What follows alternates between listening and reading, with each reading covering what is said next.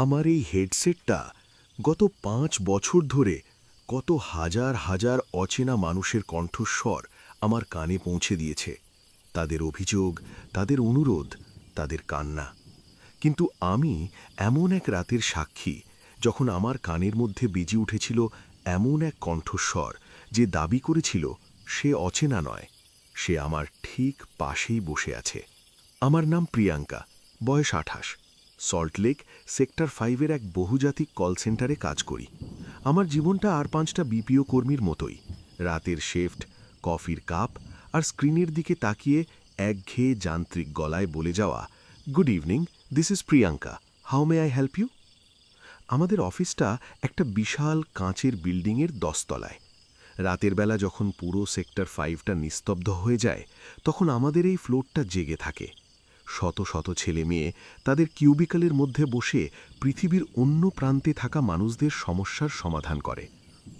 এই গল্পটা গত শীতের এক শুক্রবার রাতের ঘটনা। রাত তখন প্রায় ২টো। আমার শিফট প্রায় শেষের দিকে। আমি খুব ক্লান্ত ছিলাম। আমার মাথায় তখন একটাই চিন্তা, কখন এই যন্ত্রণা শেষ হবে আর আমি আমার উষ্ণ বিছানায় গিয়ে ঘুমোতে পারব। আমি যখন আমার শেষ কয়েকটা কল সামলাচ্ছি, তখন হঠাৎ করেই আমার স্ক্রিনে একটা নতুন কল ফ্ল্যাশ করল। কোনো নম্বর ছিল না, শুধু লেখা ছিল আননোন কলার। আমার একটু অবাক লাগলো। সাধারণত আমাদের সিস্টেমে সব নম্বরই রেজিস্টার থাকে। আমি তবুও নিয়মমাফিক কলটা রিসিভ করলাম। আমি আমার সেই যান্ত্রিক গলায় বললাম, good evening, this is Priyanka, how may I help you. ওপাশ থেকে কোনো উত্তর এলো না, শুধু একটা অদ্ভুত খসখসে শব্দ, ঠিক যেন কেউ একটা পুরনো খারাপ রেডিওর নব ঘোরাচ্ছে। আমি আবার বললাম, hello, can you hear me. এবার সেই খসখসে শব্দের মধ্যে দিয়ে একটা গভীর কিন্তু বিকৃত পুরুষের কণ্ঠস্বর ভেসে এলো। কণ্ঠস্বরটা ছিল অস্বাভাবিক রকমের শান্ত আর শীতল। সে বলল, আমি তোমাকে খুব স্পষ্ট শুনতে পাচ্ছি প্রিয়াঙ্কা। আমার বুকের ভেতরটা ধড়াস করে উঠল। সে আমার নাম জানে। আমি নিজেকে সামলে নিয়ে বললাম, sir, may I know your name and your customer ID please.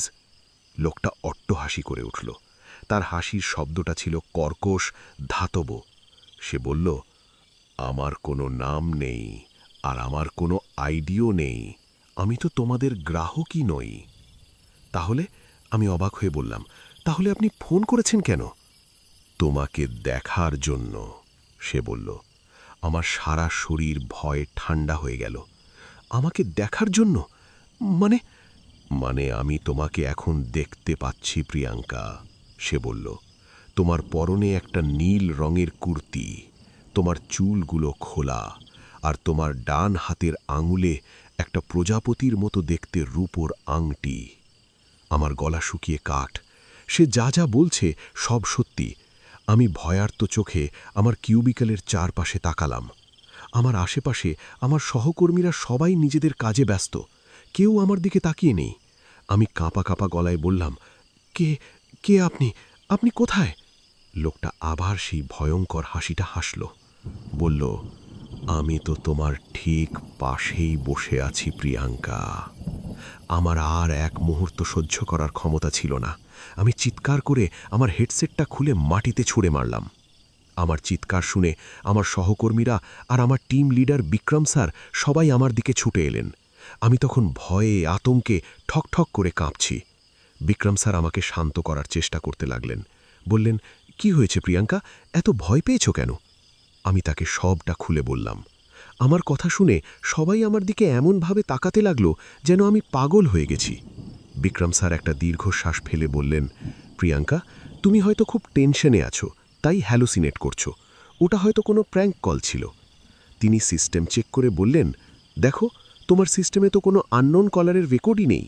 তোমার শেষ কলটা তো প্রায় 10 মিনিট আগে শেষ হয়ে গেছে। আমি স্তব্ধ হয়ে গেলাম। এটা কিভাবে সম্ভব? আমি জানি আমি কোনো স্বপ্ন দেখিনি। আমি জানি আমি যা শুনেছি তা সত্যি, কিন্তু আমার কাছে কোনো প্রমাণ ছিল না। সেই রাতের পর থেকে আমার জীবনটা আর আগের মতো রইল না। আমি যখনই অফিসে আসতাম, আমার মনে হতো যেন দুটো শীতল অদৃশ্য চোখ আমার উপর নজর রাখছে। আমি প্রায়ই আমার কানের পাশে সেই খসখসে শব্দটা শুনতে পেতাম। আমি জানি না সে কে, আমি জানি না সে কি চায়। আমি শুধু জানি সে আমার খুব কাছে আছে, আর সে হয়তো আবার ফোন করবে তার ওই অসমাপ্ত ভয়ঙ্কর খেলাটা শেষ করার জন্য। সেই রাতের ভয়ঙ্কর ফোন কলটার পর আমি কয়েকদিনের জন্য ছুটিতে চলে গিয়েছিলাম। আমি ভেবেছিলাম হয়তো অফিস থেকে দূরে থাকলে আমার মনের এই ভয়টা কেটে যাবে, কিন্তু আমি ভুল ছিলাম। ভয়টা আমার পিছু ছাড়েনি, বরং সেটা আমার ছায়ার মতো আমার সাথে আমার বাড়িতেও চলে এসেছিল। আমি প্রায়ই রাতে দুঃস্বপ্ন দেখতাম। আমি দেখতাম আমি একটা অন্ধকার অন্তহীন কল সেন্টারে একা বসে আছি, আর আমার চারপাশে হাজার হাজার ফোন একসাথে বেজে চলেছে, আর প্রতিটা ফোন থেকে সেই একই শীতল যান্ত্রিক কণ্ঠস্বর ভেসে আসছে, আমি তোমাকে দেখতে পাচ্ছি প্রিয়াঙ্কা। আমার ঘুম ভেঙে যেত। আমি দেখতাম আমার সারা শরীর ঘামে ভিজে গেছে। আমি বুঝতে পারছিলাম আমি এক গভীর মানসিক সংকটের মধ্যে দিয়ে যাচ্ছি।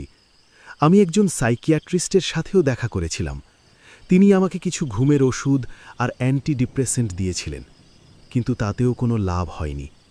অবশেষে আমি ঠিক করলাম আমাকে এর মুখোমুখি হতেই হবে। ভয় পেয়ে পালিয়ে থাকলে এই ভয়টা আমাকে আরও বেশি করে গ্রাস করে ফেলবে। আমি 1 সপ্তাহ পর আবার অফিসে যোগ দিলাম। আমার সহকর্মীরা আমার দিকে কেমন যেন করুণার চোখে তাকাচ্ছিল। তারা হয়তো ভেবেছিল আমি সত্যিই পাগল হয়ে গেছি, কিন্তু আমার টিম লিডার বিক্রম স্যার আমার প্রতি খুব সহানুভূতিশীল ছিলেন। তিনি আমাকে তার কেবিনে ডেকে অনেকক্ষণ ধরে বোঝালেন। তিনি বললেন, প্রিয়াঙ্কা, আমি জানি তোমার ওপর দিয়ে অনেক ঝড় গেছে। তুমি যদি চাও আমরা তোমাকে অন্য কোনো প্রসেসে ট্রান্সফার করে দিতে পারি, যেখানে তোমাকে আর ফোন ধরতে হবে না। আমি বললাম, না স্যার, আমি ঠিক আছি। আমি আমার কাজটা চালিয়ে যেতে চাই। আমি জানি আমি যদি আজ ভয় পেয়ে পিছিয়ে যাই, তাহলে আমি আর কোনো দিনও রুখে দাঁড়াতে পারব না। সেই রাতে যখন আমি আমার কিউবিকালে বসে কাজ করছিলাম, তখন আমার বুকের ভেতরটা ধুকপুক করছিল। আমার কান দুটো সারাক্ষণ সজাগ ছিল। রাত প্রায় 2টো নাগাদ, যখন আমার শিফট প্রায় শেষের দিকে, তখন আমার স্ক্রিনে আবার সেই লেখাটা ভেসে উঠল, আননোন কলার। আমার সারা শরীর ভয়ে ঠান্ডা হয়ে গেল। আমার হাত কাঁপছিল, কিন্তু আমি জানি আমাকে কলটা রিসিভ করতেই হবে। আমি একটা গভীর শ্বাস নিয়ে কলটা রিসিভ করলাম। আমি কোনো কথা বললাম না। ওপাশ থেকে সেই শীতল কণ্ঠস্বরটা ভেসে এলো, ফিরে এলে তাহলে প্রিয়াঙ্কা? আমি তোমার জন্যেই অপেক্ষা করছিলাম। আমি আমার সমস্ত সাহস এক করে দৃঢ় গলায় বললাম, কে আপনি? কি চান আমার কাছে? কেন আমাকে এভাবে বিরক্ত করছেন? লোকটা হাসল। বিরক্ত? আমি তো শুধু তোমার সাথে কথা বলতে চাই প্রিয়াঙ্কা। আমি খুব একা। একা? তাহলে আপনার বন্ধুদের সাথে কথা বলুন, আমাকে ফোন করছেন কেন? কারণ, সে বলল, আমার কোনো বন্ধু নেই, আর আমার জগৎটা আর তোমাদের জগতের মতো নয়। তার এই হেয়ালিপূর্ণ কথায় আমার গাটা ছমছম করে উঠল। আমি বললাম, মানে? মানে আমি আর বেঁচে নেই প্রিয়াঙ্কা, সে শান্ত গলায় বলল। আমার হৃৎপিণ্ডটা প্রায় থেমে যাওয়ার জোগাড়। বেঁচে? বেঁচে নেই? হ্যাঁ, আমি হলাম এক অতৃপ্ত আত্মা, যে এই কল সেন্টারের দেওয়ালেই আটকে আছে। আমি স্তব্ধ হয়ে তার কথা শুনছিলাম। সে বলে চলল, আমার নাম ছিল রোহন। আমিও তোমার মতোই এই কল সেন্টারেই কাজ করতাম, ঠিক তোমার পাশের কিউবিকালটাতেই। আমি চমকে উঠে আমার পাশের খালি কিউবিকালটার দিকে তাকালাম। ওটা গত কয়েক মাস ধরেই খালি পড়ে আছে। আমিও, সে বলল, তোমার মতোই রাত জেগে পৃথিবীর অন্য প্রান্তে থাকা মানুষদের সমস্যার সমাধান করতাম।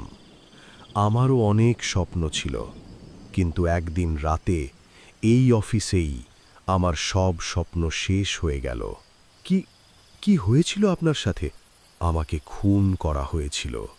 তার কণ্ঠস্বরটা যন্ত্রণায়, ক্রোধে কেঁপে উঠল। এই অফিসেরই কয়েকজন লোক আমাকে খুন করেছিল। খুন?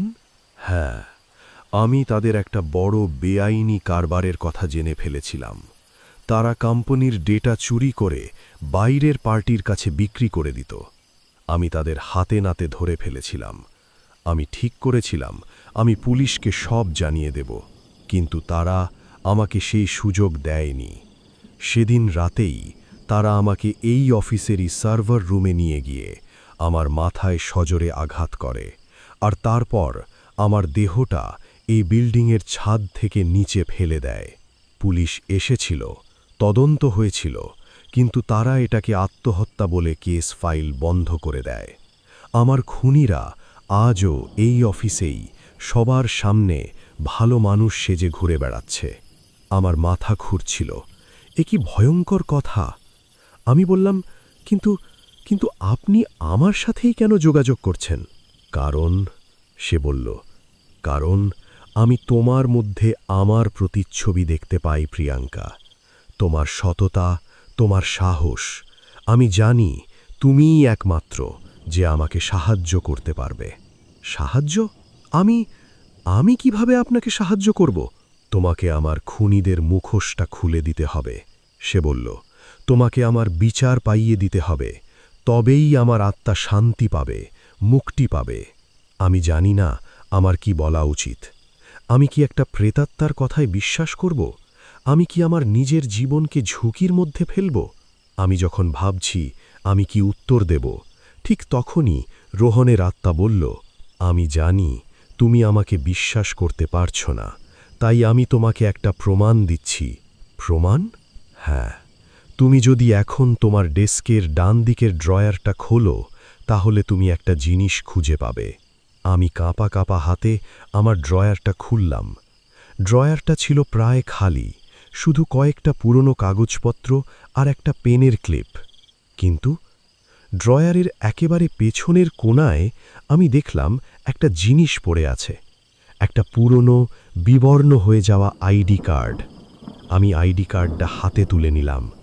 কার্ডে একটা অল্প বয়সী হাসি খুশি ছেলের ছবি, আর তার নিচে নাম লেখা রোহন শর্মা। রোহনের সেই পুরনো বিবর্ণ আইডি কার্ডটা হাতে নিয়ে আমার মনে হয়েছিল আমি যেন এক জীবন্ত রহস্যের গভীরে প্রবেশ করেছি। আমার আর কোনো সন্দেহ ছিল না যে আমি যার সাথে কথা বলছি সে কোনো প্র্যাঙ্কস্টার নয়, সে সত্যিই এক অতৃপ্ত বিচার প্রার্থী আত্মা। আমি সেই রাতে আর ঘুমাতে পারিনি। আমার মাথায় শুধু রোহনের কথাগুলো ঘুরপাক খাচ্ছিল, তার করুণ মৃত্যু, তার খুনিদের উল্লাস আর তার বিচারের আকুতি। আমি বুঝতে পারছিলাম আমি আর পিছিয়ে আসতে পারবো না। আমাকে রোহনকে সাহায্য করতেই হবে, কিন্তু কিভাবে? আমার হাতে ছিল শুধু একটা পুরনো আইডি কার্ড, এটা দিয়ে তো আর কাউকে খুনি প্রমাণ করা যায় না। পরদিন আমি অফিসে গেলাম।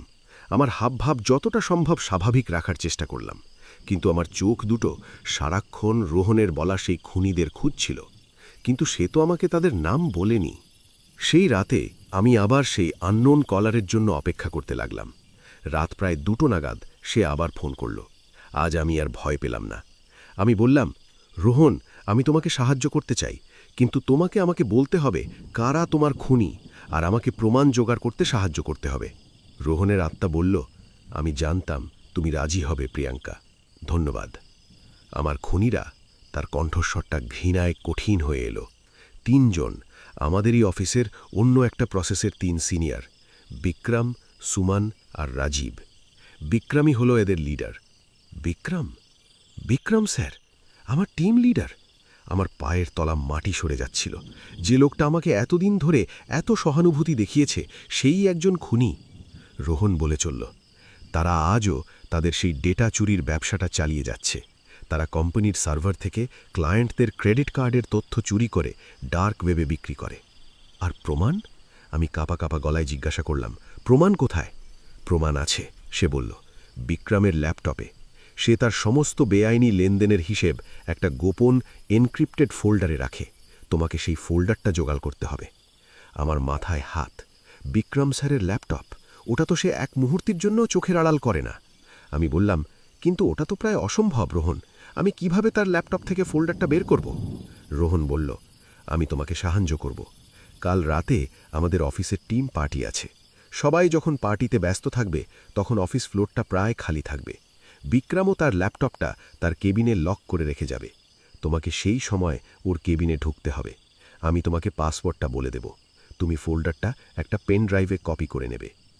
পরিকল্পনাটা ছিল খুব ঝুঁকিপূর্ণ। যদি আমি ধরা পড়ি তাহলে আমার চাকরি তো যাবেই, বিক্রম আমাকে রোহনের মতোই শেষ করে দেবে। কিন্তু আমার আর কোনো উপায় ছিল না। আমি সবার চোখ এড়িয়ে খুব সন্তর্পণে আমাদের ফ্লোরের দিকে চলে এলাম। ফ্লোরটা ছিল একদম নিস্তব্ধ। শুধু সার্ভার রুমের ভেতর থেকে একটা একটানা গুঙানির মতো আওয়াজ আসছিল। আমি জানি ওই আওয়াজটা কিসের।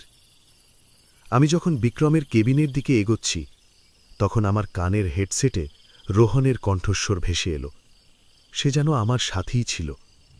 সে বলল, সাবধানে প্রিয়াঙ্কা, কেউ দেখে ধরলে সর্বনাশ হয়ে যাবে। আমি বিক্রমের কেবিনের সামনে এসে দাঁড়ালাম। দরজাটা ছিল কাঁচের, আর তাতে পাসওয়ার্ড লক। রোহন আমাকে পাসওয়ার্ডটা বলল। আমি কাঁপা কাঁপা হাতে পাসওয়ার্ডটা টাইপ করলাম। ক্লিক করে একটা শব্দ হয়ে দরজাটা খুলে গেল। আমি ভেতরে ঢুকে দরজাটা আবার বন্ধ করে দিলাম। বিক্রমের ল্যাপটপটা তার টেবিলের উপরেই ছিল। আমি ল্যাপটপটা খুলতেই সেটা পাসওয়ার্ড চাইল। রোহন আবার আমাকে পাসওয়ার্ডটা বলে দিল। ল্যাপটপটা খুলে গেল। আমি রোহনের নির্দেশ মতো সেই গোপন ফোল্ডারটা খুঁজতে লাগলাম। অবশেষে আমি সেটা খুঁজে পেলাম। ফোল্ডারটার নাম ছিল মাই পার্সোনাল পোয়েমস। আমি ফোল্ডারটা খুলতেই আমার চোখ দুটো ছানা বড়া হয়ে গেল। ভেতরে কোনো কবিতা ছিল না, ছিল শত শত এক্সেল শিট, যেখানে ক্লায়েন্টদের ক্রেডিট কার্ডের নম্বর, সিভিভি আর তাদের ব্যক্তিগত তথ্য বিস্তারিতভাবে লেখা। আমি আর এক মুহূর্তও দেরি না করে আমার সাথে আনা পেনড্রাইভটা লাগিয়ে ফোল্ডারটা কপি করতে শুরু করলাম। ফোল্ডারটার সাইজ ছিল বেশ বড়, কপি হতে বেশ কিছুটা সময় লাগছিল। আমার বুকের ভেতরটা ধড়াস ধড়াস করছিল। প্রতিটা মুহূর্ত আমার কাছে এক একটা যুগের মতো মনে হচ্ছিল। অবশেষে কপিটা কমপ্লিট হলো। আমি পেনড্রাইভটা খুলে ল্যাপটপটা বন্ধ করে যখনই উঠে দাঁড়াতে যাব, ঠিক তখনই আমার পিছনে কেবিনের দরজাটা খোলার শব্দ হলো। আমি চমকে উঠে পিছনে ফিরলাম। দেখলাম দরজায় বিক্রম স্যার দাঁড়িয়ে আছেন। তার হাতে একটা মদের গ্লাস, আর তার মুখে এক ভয়ঙ্কর শয়তানি হাসি। সে বলল, কি হলো প্রিয়াঙ্কা, এত রাতে আমার কেবিনে একা একা কি করছো? আমার কবিতার খুব ভক্ত হয়ে গেছো নাকি? আমি বুঝতে পারলাম আমি এক মারাত্মক ফাঁদে পা দিয়ে ফেলেছি। এটা একটা পরিকল্পিত চাল ছিল। সে হয়তো আমার ওপর আগে থেকেই সন্দেহ করেছিল। বিক্রমের সেই শয়তানি হাসি আর বিদ্রূপের সুরে বলা কথাগুলো আমার মেরুদণ্ড দিয়ে একটা ঠান্ডা স্রোত বইয়ে দিয়েছিল। আমি বুঝতে পারছিলাম আমি বাঘের গুহায় ঢুকে পড়েছি এবং পালানোর সব পথ বন্ধ। আমার হাতে ধরা পেনড্রাইভটা, যা একটু আগেও আমার কাছে ছিল বিজয়ের প্রতীক, সেটাই এখন আমার বিরুদ্ধে সবচেয়ে বড় প্রমাণ। বিক্রম দরজাটা ভেতর থেকে লক করে আমার দিকে ধীরে ধীরে এগিয়ে আসতে লাগল। সে বলল, আমি প্রথম থেকেই জানতাম তোমার মধ্যে কিছু একটা গণ্ডগোল আছে। তোমার সেই রাতের নাটক, তোমার সেই ছুটির পর ফিরে আসা, আমি সব লক্ষ্য করছিলাম। আমি শুধু সঠিক সময়ের অপেক্ষায় ছিলাম তোমাকে হাতে নাতে ধরার জন্য। কিন্তু আমি এটা বুঝতে পারছি না। সে আমার দিকে তীক্ষ্ণ দৃষ্টিতে তাকালো। তুমি আমার ল্যাপটপের পাসওয়ার্ডটা জানলে কি করে? আর এই গোপন ফোল্ডারটার কথাই বা? আমি চুপ করে রইলাম। আমি জানি আমি যদি রোহনের কথা বলি তাহলে সে আমাকে পাগল ছাড়া আর কিছুই ভাববে না। বিক্রম আমার কাছে এসে আমার হাত থেকে পেনড্রাইভটা প্রায় ছিনিয়ে নিল। সে অট্টহাসি করে বলল, যাই হোক, তুমি যেই হও না কেন, তোমার খেলা শেষ। রোহনের মতো তোমাকেও আজ এই অফিসের ইতিহাস হয়ে যেতে হবে। এই বলে সে তার পকেট থেকে একটা ছোট চকচকে ছুরি বের করল। আমি ভয়ে আতঙ্কে পিছিয়ে যেতে লাগলাম। আমি জানি এই বন্ধ কেবিনের মধ্যে আমার চিৎকার শোনার মতো কেউ নেই। আমি যখন ভাবছি আমার বুঝি সব শেষ, ঠিক তখনই কেবিনটার ভেতরটা হঠাৎ করেই ঠান্ডা হতে শুরু করলো। ঘরের আলোগুলো দপদপ করে কাঁপতে শুরু করলো। বিক্রম চমকে উঠে চারপাশে তাকাতে লাগলো। আমি বুঝলাম সে এসে গেছে, রোহন। আমি আমার কানের পাশে তার সেই শীতল কিন্তু আজ খুব ক্রুদ্ধ ফিসফিসানিটা শুনতে পেলাম। ভয় পেও না প্রিয়াঙ্কা, আমি তোমার সাথেই আছি। বিক্রম ভয় পেয়ে কাঁপা কাঁপা গলায় বলল, কে কে ওখানে? সামনে আয়। তার কথা শেষ হবার আগেই তার আর আমার মাঝখানে কোথা থেকে যেন একটা ঘন কালো ধোঁয়া জমে উঠতে লাগলো। আর সেই ধোঁয়ার মধ্যে দিয়ে ধীরে ধীরে রোহনের সেই ছায়াময় কিন্তু ভয়ঙ্কর রূপটা ফুটে উঠল। আজ তার রূপে কোনো আকুতি বা করুণা ছিল না, ছিল শুধু তীব্র জমাট বাঁধা প্রতিহিংসা। বিক্রম তার পুরনো সহকর্মীর সেই ভয়ঙ্কর রূপ দেখে ভয়ে আতঙ্কে চিৎকার করে উঠল। সে তার হাতের ছুরিটা দিয়ে সেই ছায়ামূর্তিটার দিকে আঘাত করার চেষ্টা করল, কিন্তু ছুরিটা রোহনের শরীর ভেদ করে হাওয়ায় মিশে গেল। রোহনের আত্মা একটা বিকট অমানবিক আর্তনাদ করে বিক্রমের দিকে তেড়ে গেল। সে তার ছায়াময় হাত দুটো বাড়িয়ে বিক্রমের গলাটা চেপে ধরল। বিক্রম শ্বাস নেওয়ার জন্য ছটফট করতে লাগল। তার হাত থেকে ছুরিটা খসে পড়ে গেল, তার চোখ দুটো ঠেলে বেরিয়ে আসছিল। আমি সেই ভয়ঙ্কর দৃশ্য দেখে স্তব্ধ হয়ে দাঁড়িয়েছিলাম। আমি জানি বিক্রমের যা হচ্ছে তা তার প্রাপ্য, কিন্তু আমি এটাও জানতাম যে আমি যদি রোহনকে না থামাই তাহলে সে আজ তার হাতে আরেকটা পাপ করে ফেলবে। আমি রোহনের দিকে তাকিয়ে চিৎকার করে বললাম, রোহন, ওকে ছেড়ে দাও, ওকে মেরো না, ওকে আইনের হাতে তুলে দাও। তুমি খুনি নও, তুমি একজন ভিকটিম। আমার কথা শুনে রোহনের হাতটা এক মুহূর্তের জন্য আলগা হয়ে গেল। সে যন্ত্রণায় চিৎকার করে উঠল। তার ভেতরের প্রতিশোধের আগুন আর আমার বলা সত্যিটা, এই দুটো জিনিস যেন তাকে কুড়ে কুড়ে খাচ্ছিল। আমি সেই সুযোগটা কাজে লাগালাম। আমি দৌড়ে বিক্রমের টেবিলের ওপর থেকে তার মোবাইল ফোনটা তুলে নিলাম। তারপর আমি কেবিনের কাঁচের দেওয়ালে আমার হাতের চেয়ারটা দিয়ে সজোরে আঘাত করলাম। ক্র্যাশ করে একটা বিকট শব্দ করে কাঁচটা ভেঙে পড়ল। অফিস ফ্লোরে থাকা বাকি সহকর্মীরা, যারা এতক্ষণ পার্টিতে মত্ত ছিল, তারা এই আওয়াজ শুনে আমাদের কেবিনের দিকে ছুটে এলো। তারা এসে যা দেখল তার জন্যে তারা কেউই প্রস্তুত ছিল না। তারা দেখল বিক্রম স্যার মেঝেতে অজ্ঞান হয়ে পড়ে আছেন, আর আমি তার ফোনের ক্যামেরাটা অন করে পুরো ঘটনাটা রেকর্ড করে চলেছি। আর রোহন, সে আর সেখানে ছিল না, কিন্তু আমি জানি সে কোথাও যায়নি। সে তার কাজ শেষ করে নীরবে মিলিয়ে গেছে। সেই রাতের পর আমার জীবনটা আবারও ওলটপালট হয়ে গেল। পুলিশ এলো, আমার রেকর্ড করা ভিডিও, সেই পেন ড্রাইভ আর রোহনের পুরনো আইডি কার্ড, এই অকাট্য প্রমাণগুলোর সামনে বিক্রম আর তার দুই সঙ্গী সুমন আর রাজীব তাদের সব দোষ স্বীকার করে নিতে বাধ্য হলো। একটা বড় আন্তর্জাতিক সাইবার ক্রাইম চক্রের পর্দা ফাঁস হলো। রোহন শর্মা তার মৃত্যুর প্রায় 1 বছর পর অবশেষে ন্যায় বিচার পেল। আমি রাতারাতি আমাদের অফিসের হিরো হয়ে গেলাম, কিন্তু আমার মনটা শান্ত ছিল না। আমার বারবার মনে হচ্ছিল রোহনের কথা। সে কি সত্যি মুক্তি পেয়েছে? আমি যখন এইসব ভাবছি, তখন আমার কাছে পুলিশ স্টেশন থেকে একটা ফোন এলো। তদন্তকারী অফিসার মিস্টার সিং আমাকে বললেন, প্রিয়াঙ্কা দেবী, আপনার জন্য একটা অদ্ভুত খবর আছে। কি খবর স্যার? আমরা রোহন শর্মার পুরনো জিনিসপত্র ঘাঁটতে ঘাঁটতে তার একটা ব্যক্তিগত ডায়েরি খুঁজে পেয়েছি। ডায়েরি? হ্যাঁ, আর সেই ডায়েরির শেষ পাতায় সে আপনার জন্যেই একটা চিঠি লিখে রেখে গেছে। আমার বুকের ভেতরটা কেঁপে উঠল। আমার জন্যে চিঠি?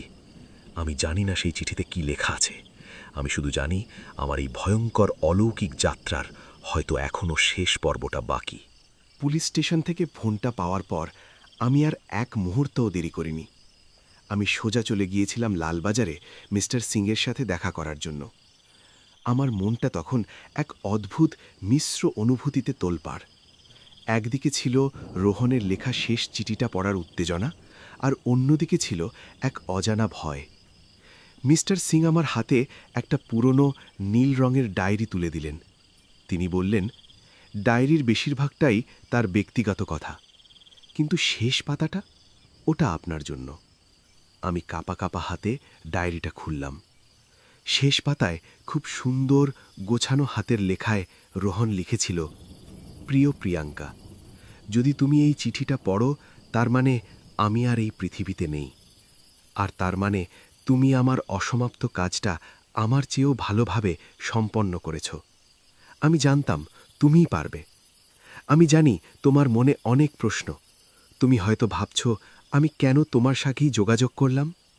কারণ আমি তোমাকে অনেক দিন ধরেই চিনতাম প্রিয়াঙ্কা। তুমি যখন এই অফিসে নতুন যোগ দিয়েছিলে, তখন আমিই তোমার ট্রেনার ছিলাম। হয়তো তোমার মনে নেই, কিন্তু আমার মনে আছে। তোমার সেই প্রথম দিনের ভয়, তোমার সেই শেখার আগ্রহ, আর তোমার চোখের মধ্যে থাকা সেই সততার আলো, আমি কিছুই ভুলিনি। আমি তোমাকে দূর থেকেই ভালোবাসতাম, কিন্তু কোনোদিনও মুখে বলার সাহস পাইনি। আমি ভেবেছিলাম একদিন সঠিক সময় আমি তোমাকে আমার মনের কথা বলবো, কিন্তু সেই সময়টা আর কোনো দিনও এলো না। আমি যখন মারা যাই, তখন আমার আত্মার একটাই আকুতি ছিল, বিচার।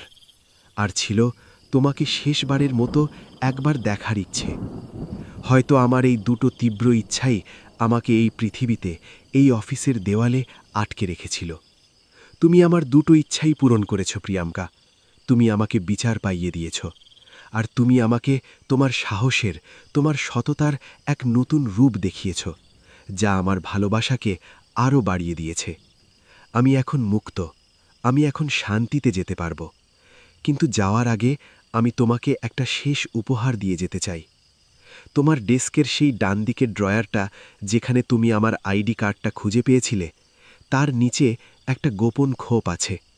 সেখানে আমি তোমার জন্য আমার শেষ স্মৃতিচিহ্নটুকু রেখে গেলাম। ভালো থেকো প্রিয়াঙ্কা, আর মনে রেখো, ভালোবাসা কখনো মরে না। সে শুধু এক জগৎ থেকে আরেক জগতে তার রূপ পরিবর্তন করে। ইতি, শুধু তোমার, রোহন। চিঠিটা পড়তে পড়তে আমার চোখ দুটো জলে ভরে গিয়েছিল। আমি আর এক মুহূর্ত পুলিশ স্টেশনে থাকলাম না।